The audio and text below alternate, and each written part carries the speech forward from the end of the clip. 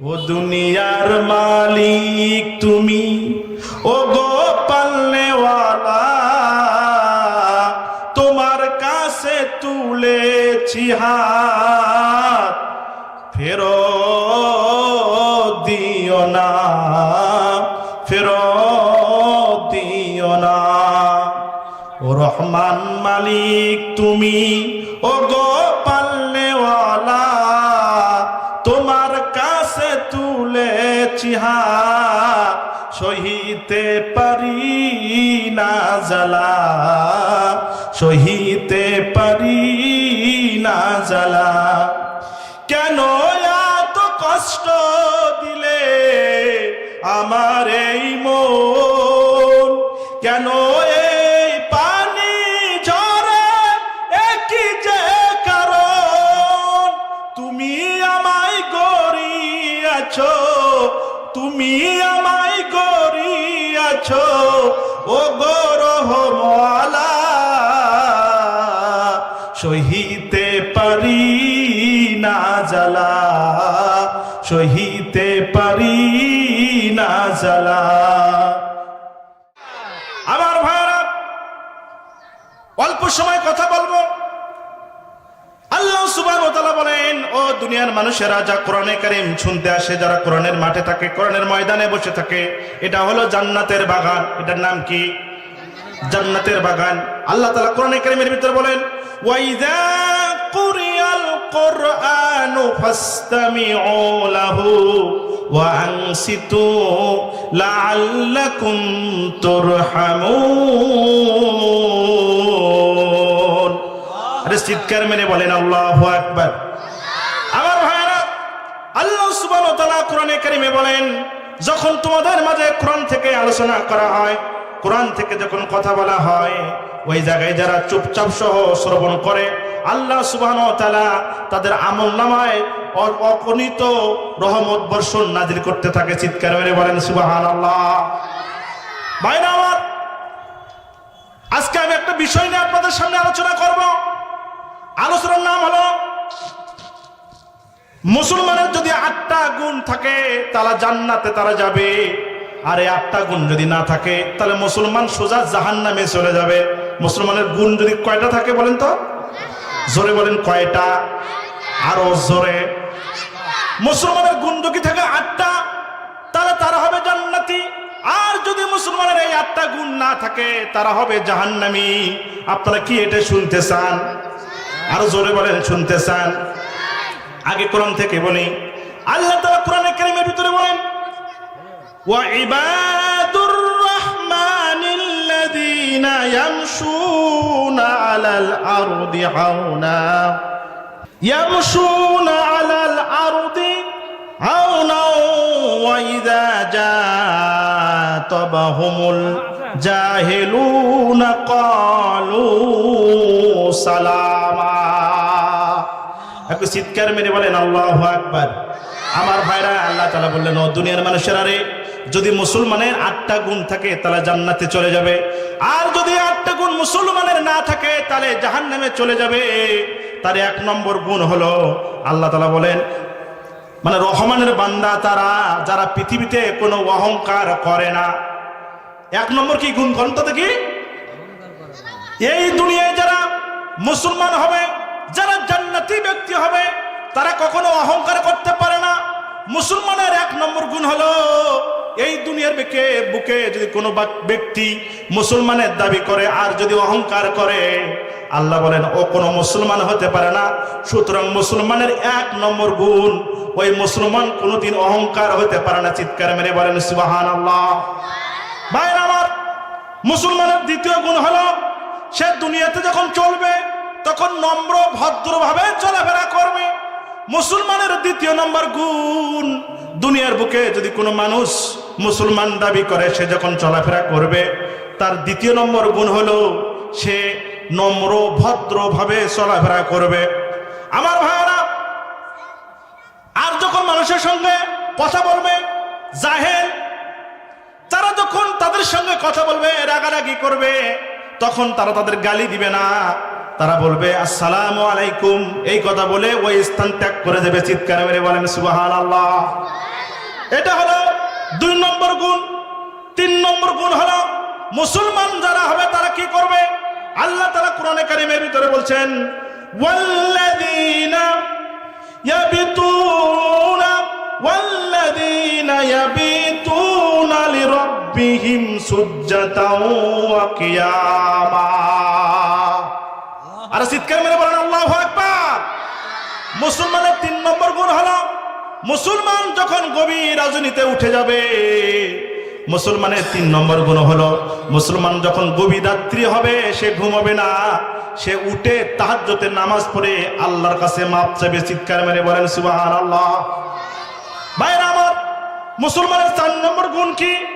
আল্লাহ তাআলা বলেন মুসলমানের 4 নম্বর গুণ হলো সে দোয়া করতে থাকবে। কোরআনে কারীম বলছে ওয়াল্লাযীনা ইয়াকুলুনা রাব্বানা আসরিফ আন্না আযাবা জাহান্নামা ইন্না আযাবাহা কানা গরামা।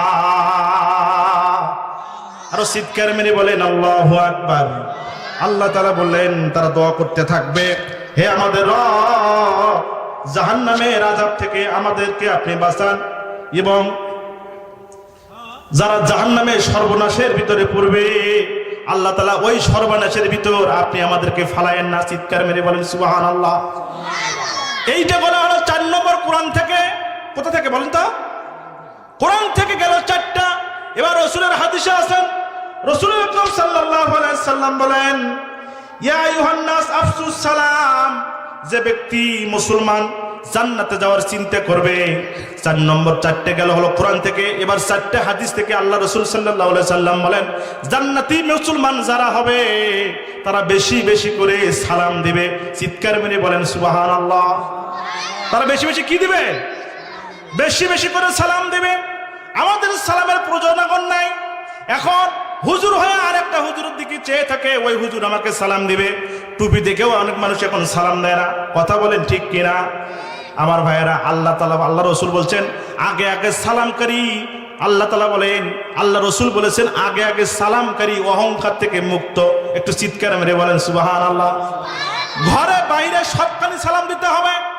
আমরা পুরুষ মানুষ যারা আছি তারা বাড়িতে যখন যাই, বাড়িতে যাওয়ার সঙ্গে সঙ্গে ঘরের পরিবারকে সালাম দেই না, এই জন্য ঘরে বেশি অশান্তি লেগে যায়। যারা বাড়িতে থাকেন, যারা হাটে বাজার থেকে বাইরে থেকে বাড়িতে প্রবেশ করেন, এসে আগে নিজের ঘরে পরিবারকে সালাম দেওয়ার বলেন দরকার আছে না নাই? আর জোরে বলা লাগবে আছে না নাই? আমার ভাইরা, ঘরে এসে সালাম দিবেন। হযরত আয়েশা সিদ্দিকা রাদিয়াল্লাহু তাআলা আনহা তিনি বলেন আমি অনেক দিন চেষ্টা করেছি বিশ্ব নবীকে সালাম দেওয়ার জন্য, কিন্তু কোনোদিন আমি বিশ্ব নবীকে সালাম দিতে পারি নাই। কারণ আমি সালাম দেওয়ার আগে বিশ্ব নবী আগে সালাম দিয়েছেন। বলেন সুবহানাল্লাহ। আর জোরে বলেন না সুবহানাল্লাহ।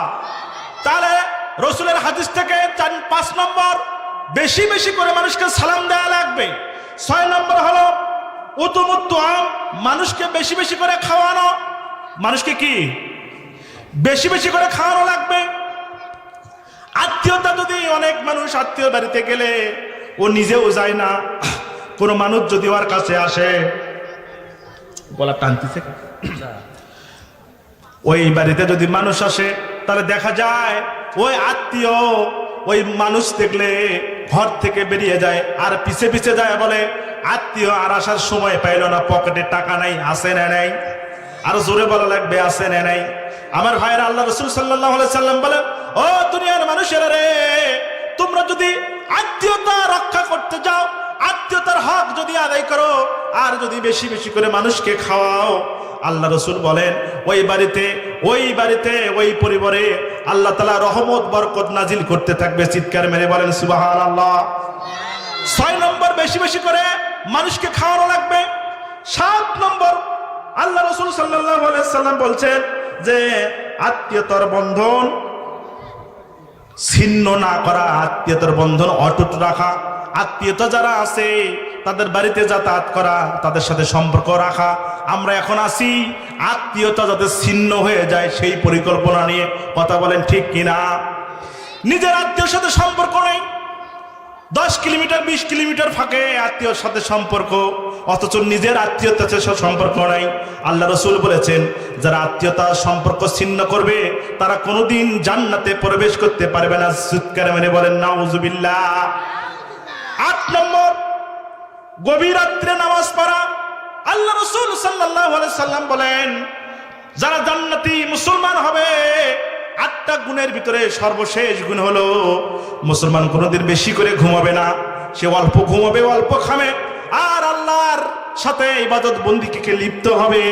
এই 8টা গুণ যদি কোনো মুসলমানের থাকে, আল্লাহ রাসূল বলেন ওই লোকটা সোজা জান্নাতে চলে যাবে। চিৎকার মেরে বলেন সুবহানাল্লাহ। তাহলে 1 নম্বর গুণ হলো কি? অহংকার। 2 নম্বর গুণ, কাউকে গালি দেওয়া যাবে না। 3 নম্বর গুণ, নিজের রবের সামনে সিজদা করে থাকা লাগবে। 4 নম্বর গুণ, যে জাহান্নামের আগুন থেকে বেশি বেশি করে বাঁচার জন্য দোয়া করা লাগবে। 5 নম্বর গুণ, বেশি বেশি সালাম দেওয়া। 6 নম্বর গুণ, মানুষদেরকে বেশি বেশি খাওয়ানো। 7 নম্বর গুণ, আত্মীয়তার বন্ধন রক্ষা করা। আর 8 নম্বর গুণ হলো গভীর রাত্রে ইবাদত করা। চিৎকার মেরে বলেন সুবহানাল্লাহ। গুণের কথা বললাম কয়টা? আরো জোরে বলেন কয়টা? 8টা। এই 8টা গুণ যদি মানুষের মুসলমানের থাকে তাহলে সে সোজা জান্নাতে চলে যাবে। আর এই 8 গুণের যদি একটাও কারো কাছে না থাকে, সেই কোনোদিন মুসলমান হতে পারে না, সোজা জাহান্নামে চলে যাবে। চিৎকার মেরে বলেন নাউজুবিল্লাহ। আমার ভাইরা, এটা বললাম কোরআনের শাব্দিক অর্থ তরজমা। এবার ব্যাখ্যায় যাই। আল্লাহ বলছেন, ওয়া ইবাদুর রহমানিল্লাযীনা ইয়ামশুনা আলাল আরদ। দুনিয়ার বুকে কোন মানুষ যখন চলাফেরা করবে তার যেন অহংকার না থাকে। তার কি না থাকে? আরে কথা বলেন, তার কি না থাকে? অহংকার না থাকে। আমার ভাইয়েরা, অহংকার যদি থাকে আমার আল্লাহ নবীকেও ক্ষমা করে না। চিৎকার মেরে বলেন আল্লাহু আকবার। আরো জোরে বলেন আল্লাহু আকবার। আমার ভাইয়েরা, আপনারা কি হযরত সুলাইমান আলাইহিস সালামের নাম শুনেছেন? কথা বলেন না, শুনেছেন? কি আমাদের পাশের বাড়ি সুলাইমান বাজারের হযরত সুলাইমান আলাইহিস সালাম আমাদের নবী। আল্লাহ তাআলা তাকে এত জ্ঞান দিয়েছিলেন, এত বুদ্ধি দিয়েছিলেন। সুলাইমান আলাইহিস সালামের বাবার নাম ছিল হযরত দাউদ আলাইহিস সালাম। হযরত দাউদ আলাইহিস সালাম যখন ক্ষমতায় বাদশাহী তখন সুলাইমান আলাইহিস সালাম দাউদ আলাইহিস সালামের সন্তান। আমার ভাইয়েরা, আমার বন্ধুগণ, একদিন এক বুড়িমা সুলাইমান আলাইহিস সালামের সামনে দিয়ে যাচ্ছে।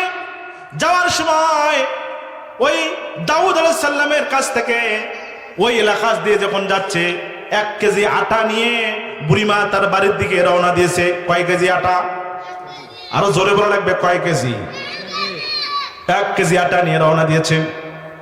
কিছু দূর যাওয়ার পর দেখে ওই ব্যাগের আটা উড়ে উড়ে সমুদ্রের দিকে রওনা দিয়েছে। চিৎকার মেরে বলেন সুবহানাল্লাহ। আরো জোরে বলেন আল্লাহু আকবার। আমার ভাইরা, আটা উড়ে গিয়েছে। এবার বুড়িমা আবার ঘুরে হযরত দাউদ আলাইহিস সালামের কাছে যায়, বলল, দাউদ নবী আমার, 1 কেজি আটা নিয়ে বাড়িতে যাইতেছিলাম, গরিব মানুষ অভাবী লোক, বাড়িতে যা এই আটা দিয়ে রুটি বানায় খাবো। কিন্তু হঠাৎ করে দেখি এই যে আটা উড়ে উড়ে সমুদ্রের দিকে চলে গেল। আমি বুঝতে পারলাম না, আপনি মেহেরবানি করে আমাকে আটা ফেরত দেন। যে আটা উড়ে গিয়েছে ওই আটা আমাকে ফেরত দেওয়ার ব্যবস্থা করে দেন। চিৎকার মেরে বলেন সুবহানাল্লাহ।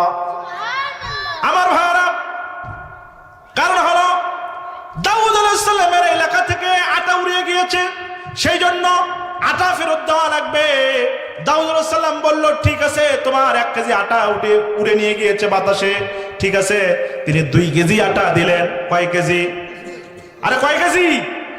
2 কেজি আটা দিলেন। 2 কেজি আটা নিয়ে যখন যাচ্ছেন, হযরত সুলাইমান আলাইহিস সালাম তাকে দেখেন বুড়িমা 2 কেজি আটা সামনে নিয়ে চলে যাচ্ছেন।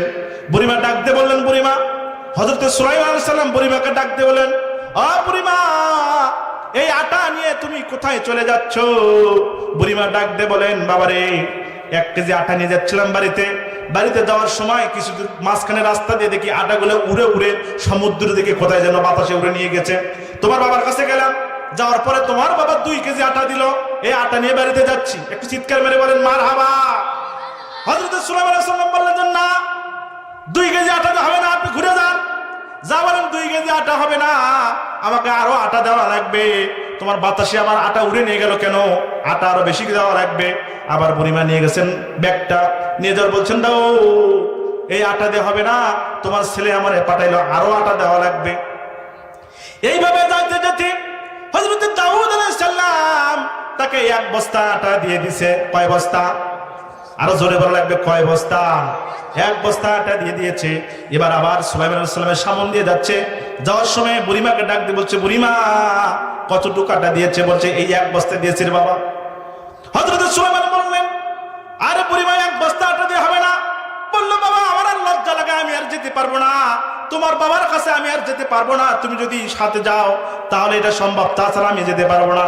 এবার দাউদ আলাইহিস সালাম ওই বুড়িমাকে সঙ্গে করে নিয়ে ওই দাউদ আলাইহিস সালামের কাছে সুলাইমান আলাইহিস সালাম বুড়িমাকে সঙ্গে নিয়ে গেছে। একটু চিৎকার মেরে বলা যাবে কি মারহাবা।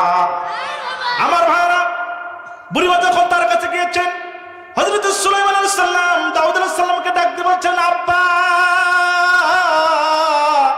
ও প্রাণের আব্বা, এই বুড়িমার আটা কোথায় গিয়েছে তুমি কি জানো?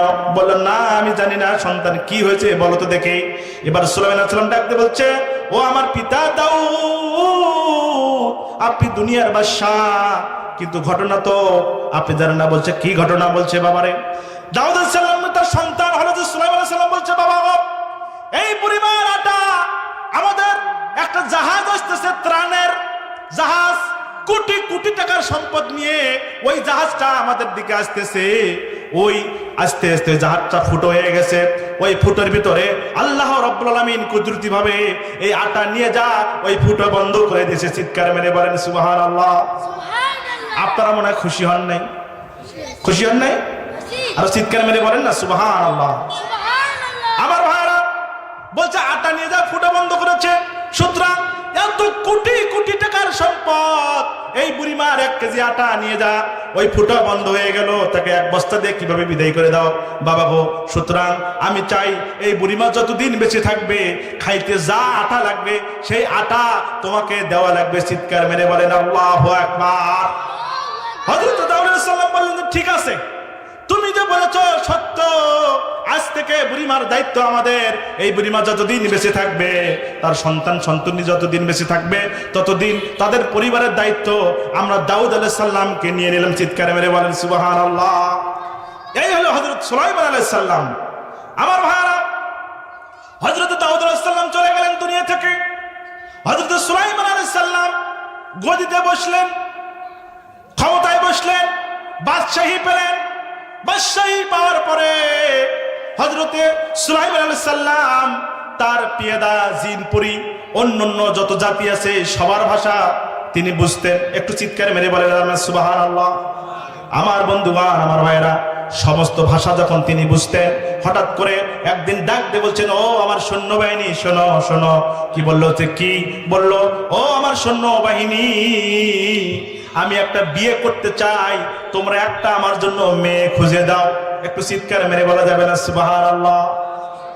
আমার ভাইরা, এলাকার লোক বলল যে মেয়ে খোঁজো। কি মেয়ে? এই যে মেয়ে সুন্দর হতে হবে, পর্দাশীল হতে হবে, যেন তেগী মেয়ে হয়, এইরকম একটা মেয়ে খুঁজে তোমরা আমার কাছে নিয়ে আসো। সারা রাজ্যে ঢোল পিটে দেওয়া হলো, ঢোল পিটে দেওয়া হলো। সেই এলাকায় বাস করত জেলে, তাঁতি, বেদে। চিৎকার মেরে বলেন সুবহানাল্লাহ। আমার বন্ধুগণ, সারা রাজ্যে ঢোল পিটে দেওয়া হলো। সুলাইমান আলাইহিস সালাম বিবাহ করবে, সুন্দর একটা মেয়ে, পরেজগার, পর্দাশীল একটা মেয়ে দরকার। সেই পর্দাশীল মেয়ে যদি থাকে তাহলে সুলাইমান আলাইহিস সালাম তাকে বিয়ে করবে। চিৎকার মেরে বলেন আল্লাহু আকবার। ভাইরা আমার, সেই এলাকায় একটা জেলে বাস করত। ওই জেলের একটা মেয়ে ছিল। কয়টা? আরো জোরে বলা লাগবে, কয়টা? একটা মেয়ে ছিল, অনেক পর্দাশীল, অনেক আমলদার। সে বুঝেছে যে সুলাইমান আলাইহিস সালাম বিয়ে করবে। আহারে, এই সুলাইমানকে যদি আমি বিয়ে করতে পারতাম তাহলে তো আমার জীবন ধন্য হয়ে যেত। চিৎকার মেরে বলা যায় না সুবহানাল্লাহ। মাকে ডাক দিয়ে বলেছে, বাবাকে ডাক দিয়ে বলেছে, ও আমার আব্বা জান, ও মা, সুলাইমান বিয়ে করবে, পর্দাশীল মেয়ে খোঁজে, তোমরা একটু আমার প্রস্তাবটা সুলাইমান আলাইহিস সালামকে কি দিতে পারো না? একটু চিৎকার মেরে বলা যায় না সুবহানাল্লাহ। আমার ভাইরা, সুলাইমান আলাইহিস সালামের বিবি হওয়ার আশা করেছে। বাবা জেলে, আর মা ডাক দিয়ে বলে, এ মা, তোর বড় আশা, কিন্তু এই আশা তো কখনো মিটানো সম্ভব নয়। কারণ সুলাইমান আলাইহিস সালাম বিয়ে করবে, সে কি আর জেলের মেয়ে বিয়ে করবে নাকি? সে কি আর জেলের মেয়ে, গরিবের মেয়ে বিয়ে করবে নাকি? সুতরাং তুই যে আশা করেছিস, এই আশা কখনো বাস্তবায়ন করা সম্ভব নয়। সুতরাং তুই এই আশা তোর মন থেকে বাদ দিয়ে দি। তারপরেও এই কথা যখন তার মা বাবা বলল, এই জেলের মেয়ে, সে বলল যে না না, আমি ছাড়বো না, আমি মা বাবার কথা শুনবো না, আমি নিজে তাকে বিয়ের প্রস্তাব দেব। চিৎকার মেরে বলেন সুবহানাল্লাহ। ভাইরা আমার, একটা কাগজে লিখে দিল, সুলাইমান পয়গম্বর, আমি জেলের মেয়ে, পর্দাশীল, তুমি যেরকম মেয়ে খুঁজতেছো সব গুণ আমার ভিতরে আছে, তবে একটা গুণ শুধু নাই, আমার বাবার অর্থ সম্পদ নাই, আমার বাবা হলো জেলে। একটু চিৎকার মেরে বলা যায় না মারহাবা। ভাইরা আমার, এই চিঠি যখন পিয়াদের কাছে এলো, আসার পরে যখন সুলাইমান আলাইহিস সালামের কাছে পৌঁছে গেল, পৌঁছে যাওয়ার পরে হযরত সুলাইমান ডাক দিয়ে বললেন, আমার সেনাবাহিনী পেয়াদারা, এর এত বড় সাহস, জেলের মেয়ে হয়ে বাদশাহ সুলাইমানকে বিয়ে করতে চায়, এর সাহস তো কম নয়। একটু চিৎকার মেরে বলেন যেন আল্লাহু আকবার। এই কথা যখন বলেছে, বলার পরে এই কথা ওই জেলের মেয়ে শুনেছে। কে শুনেছে? আরো জোরে বলা লাগবে, কে শুনেছে? জেলের মেয়ে শুনেছে। জেলের মেয়ে শোনার পরে বলেন, মন খারাপ হওয়ার সম্ভাবনা আছে না নাই? আরে কথা বলেন, কষ্ট হবে না? হবে না? আরে ভাইরা আমার, জেলের মেয়ে এই কথা যখন শুনেছে, শোনার সাথে সাথে বুকটার ভিতরে হাহাকার হয়ে গেছে। ডাক দিয়ে বলছে, রব্বুল আলামিন, ও দুনিয়ার মালিক তুমি, ও গো পালনেওয়ালা, তোমার কাছে তুলেছি হাত, ফেরত দিও না, ফেরত দিও না। ও রহমান মালিক তুমি, ও গো পালনেওয়ালা, তোমার কাছে তুলেছি হাত, সহিতে পারি না জ্বালা, সহিতে পারি না জ্বালা। কেন এত কষ্ট দিলে আমার এই মন, কেন এই পানি ঝরে, একই যে কারণ, তুমি আমায় গড়িয়াছো, তুমি আমায় গড়িয়াছো, ও গো রহমওয়ালা,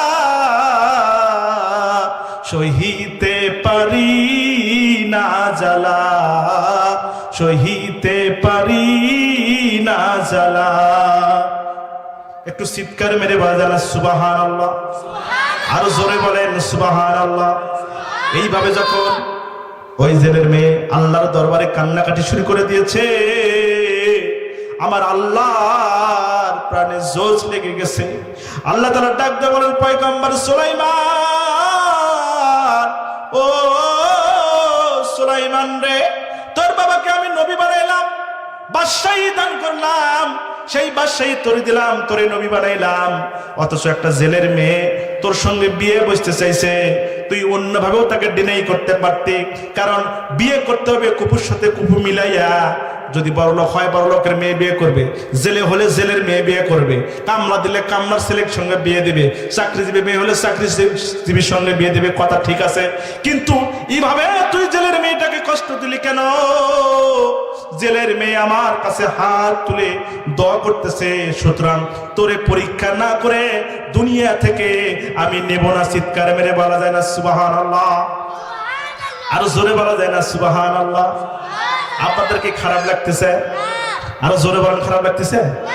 আমার ভাইরা, সুতরাং অহংকার যদি কেউ করে, অহংকার করেছিল বিগত 17 বছর যারা ক্ষমতায় ছিল, কথা বলেন ঠিক কিনা, আরো জোরে বলেন ঠিক কিনা। আমার ভাইয়েরা এমন অহংকার করেছিল, বাড়িতে ঘুমাতে দেয় নাই, মানুষগুলোর নামে অযথা মামলা দিয়ে হামলা দিয়ে আলেমদেরকে জেলখানায় নিয়ে গেছিল, কথা বলেন ঠিক কিনা। শুধু তাই নয়, বছরের পর বছর ছেলেগুলোকে মামলা দিয়া বাড়ির বাহির করে দিয়েছে, স্ত্রীর সঙ্গে ঘুমাতে পারে নাই, সন্তানের সঙ্গে ভালো করে সময় কাটাতে পারে নাই, জেলখানায় বন্দি করে নিয়ে গেছে। আমার ভাইয়েরা শুধু তাই নয়, এই জালেম স্বৈরাচার সরকার শুধু তাই নয়, অসংখ্য আলেমকে ফাঁসি দিয়ে আজকে রন্ধ করে নির্মমে ফাঁসি দিয়ে মেরেছে, কথা বলেন ঠিক কিনা। শুধু তাই নয় আমার ভাইয়েরা, আমাদের কোরআনের পাখি আল্লামা দেলাওয়ার হোসেন সাঈদীকে ফাঁসি দিয়ে যখন মারতে পারলো না, তারা কি করলো, একটা ফন্দি আটলো।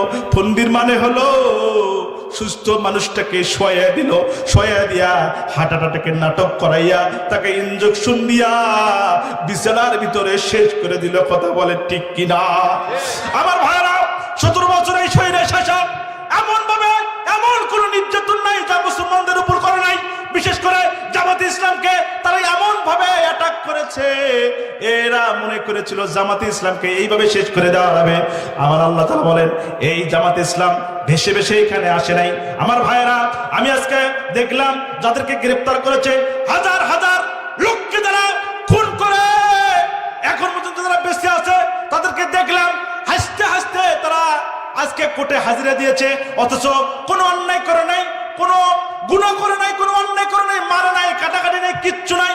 তাদেরকে নিয়ে যা ডান্ডা বেরি পরাইয়া, হাতে হ্যান্ডকাপ পরাইয়া জেলখানার ভিতরে গেট থেকে তারা আদালতে নিয়েছে। এমন দৃশ্য কি আমরা দেখছি না দেখি নাই? আমরা কথা বলে দেখছি না দেখি নাই?